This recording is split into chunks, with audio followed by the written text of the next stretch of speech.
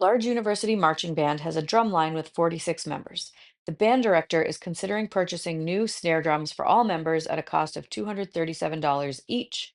The director rounds both numbers to the nearest 10 to estimate the cost. What is the correct estimate using this method? So, number of members rounded to the nearest 10 would be 50. And the cost of the drum rounded to the nearest 10 would be 240.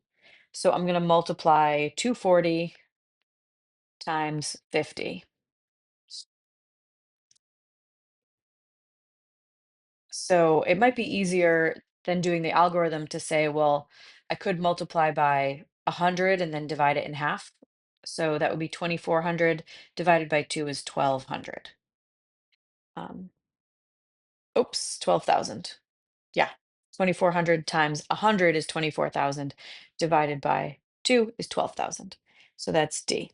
We can also write out the algorithm. 240 times 50, you get 0, 0, 0, 0. 5 times 0 is 0. 5 times 4 is 20. 5 times 2 is 10, plus 2 is 12. Add, and you get 12,000.